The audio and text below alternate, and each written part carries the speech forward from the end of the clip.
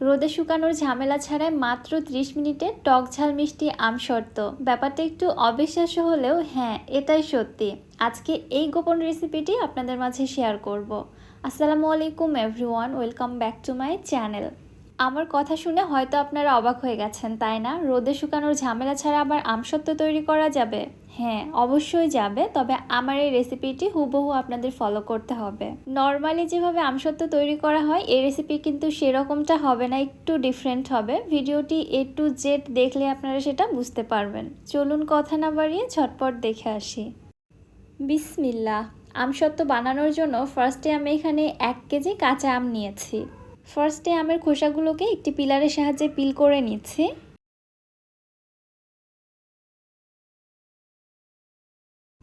এবারে আমগুলোকে ছোট টুকরো করে কেটে নিচ্ছি।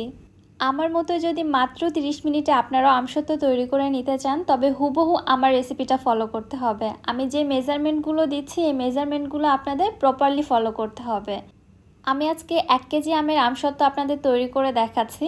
আপনারা যদি আমের পরিমাণ বাড়িয়ে নেন ওই ক্ষেত্রে চিনির পরিমাণটাও বাড়িয়ে নিতে হবে, মানে সব কিছু ব্যালেন্স রাখতে হবে। আবারও বলছি, মেজারমেন্টগুলো একদম হুবহু ফলো করবেন।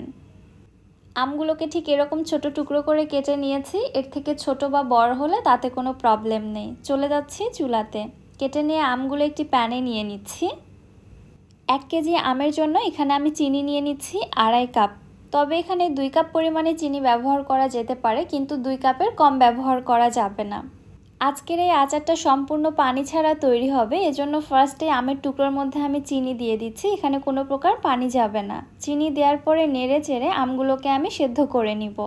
যেহেতু এখানে পানি ব্যবহার করা হয়নি, শুধুমাত্র চিনি ব্যবহার করা হয়েছে, কিছুক্ষণ জাল করতে করতেই কিন্তু চিনি থেকে পানি ছেড়ে দিবে।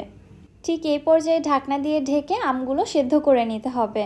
চিনির মধ্যে আমগুলো কিন্তু গলে যাবে না, তবে যতক্ষণ পর্যন্ত না সেদ্ধ হচ্ছে ততক্ষণ জাল করে নিতে হবে। চেক করে দেখবেন আমগুলো সেদ্ধ হয়েছে কি না। যখন দেখবেন আমগুলো সেদ্ধ হয়ে গেছে ঠিক ওই পর্যায়ে একটি পটেটো ম্যাশার দিয়ে আমের টুকরোগুলোকে ম্যাশ করে নিচ্ছি। আমি আবারও বলছি, চিনির মধ্যে কিন্তু আম গলে যাবে না, অবশ্যই আপনাকে এইভাবে কোনো কিছু দিয়ে আমগুলোকে গলিয়ে ফেলতে হবে। আমি ম্যাশার দিয়ে ম্যাশ করে নিচ্ছি। আপনারা আপনাদের সুবিধা মতো যে কোনো কিছু দিয়ে আমগুলোকে এভাবে গলিয়ে নেবেন। এই পর্যায়ে আমগুলো পুরোপুরিভাবে গলে গেছে এবং এগুলো কতটা ট্রান্সপারেন্ট হয়েছে আশা করছি আপনারা দেখেই বুঝতে পারছেন। এবার এই মিশ্রণের মধ্যে আমের যে আঁশ বা ছোট ছোট গোটা টুকরো রয়েছে এগুলোকে আলাদা করার জন্য আমের এই মিশ্রণটাকে অবশ্যই ছেঁকে নিতে হবে। আমি একটি স্ট্রেনারে ছেঁকে নিচ্ছি এবং সরাসরি যে পাত্রে জাল করব ওই পাত্রে আমি ছেঁকে নিচ্ছি। ছেঁকে নেওয়ার পরে এই যে অতিরিক্ত যে আঁশ বা ছোট টুকরোগুলো অবশিষ্ট বের হয়েছে এগুলো কিন্তু আমসত্ত্বে ব্যবহার করা যাবে না, এগুলোকে আমি ফেলে দিব, অথবা আচার হিসেবে এগুলো খাওয়া যেতে পারে। খেতে কিন্তু ভীষণ মজা। এবারে নেড়ে চেড়ে সব কিছু ভালোভাবে মিশিয়ে নিচ্ছি। মিশিয়ে নেওয়ার পর কালারটা কিছুটা এরকম চেঞ্জ হয়ে আসবে। এই পর্যায়ে চুলাটিকে অন করে দিয়েছি। এবার এর মধ্যে দিয়ে দিচ্ছি 1/4 টিস্পুন কালো গোলমরিচের গুঁড়া, 1/4 টিস্পুন বিট লবণ এবং দিয়ে দিচ্ছি 2 থেকে 3 ফোঁটা গ্রিন ফুড কালার। এটা টোটালি অপশনাল, আমি দেখার সৌন্দর্যের জন্য দিয়েছি, যেহেতু কাঁচা আমের আমসত্ত্ব এবং কালারটা আমি একটু কাঁচা কাঁচা রাখতে চেয়েছি, যার কারণে এখানে ফুড কালারটা ব্যবহার করা। তবে আপনারা টোটালি স্কিপ করতে পারেন। নেড়েচেড়ে কিছুক্ষণ জাল করে নিচ্ছি মিশ্রণটা কিছুটা ঘন হয়ে আসা পর্যন্ত। যেহেতু এই আমসত্ত্ব ব্যবহারের ক্ষেত্রে কোনো প্রকার পানি ব্যবহার করা হয়নি, সো মিশ্রণের মধ্যে কিন্তু কোনো পানি নেই।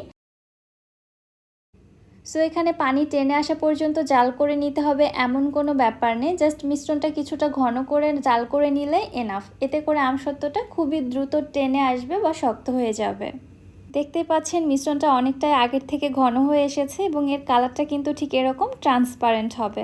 এই পর্যায়ে চুলা থেকে নামিয়ে এক সাইডে রেখে দিচ্ছি। এদিকে একটি স্টিলের ট্রেতে সামান্য সরিষার তেল মেখে নিয়ে আমি আমসত্ত্ব মিশ্রণটা সঙ্গে সঙ্গেই ঢেলে দিচ্ছি।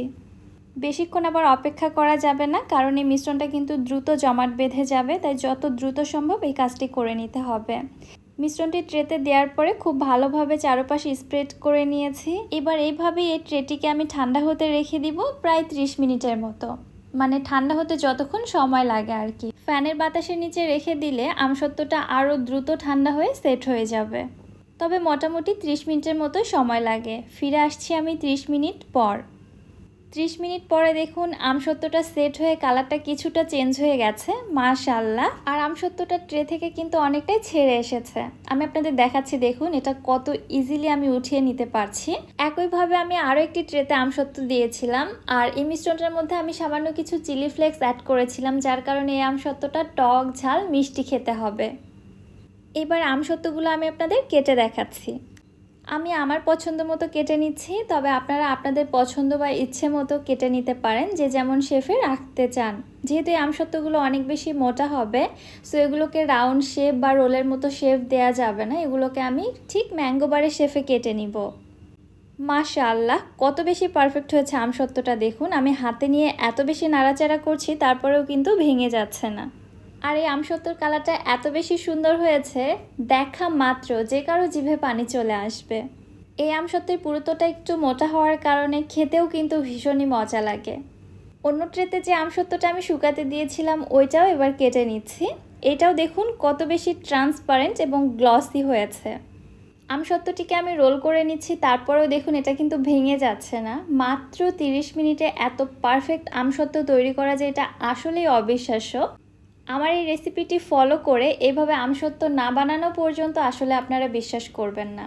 আমি আবারও বলছি, নর্মাল আমসত্ত্ব তৈরির থেকে কিন্তু এই রেসিপিটি একদমই ডিফারেন্ট, পানি ছাড়া তৈরি করা হয়েছে, যার কারণে এত অল্প সময়ের মধ্যে এই আমসত্ত্বটা জমানো পসিবল।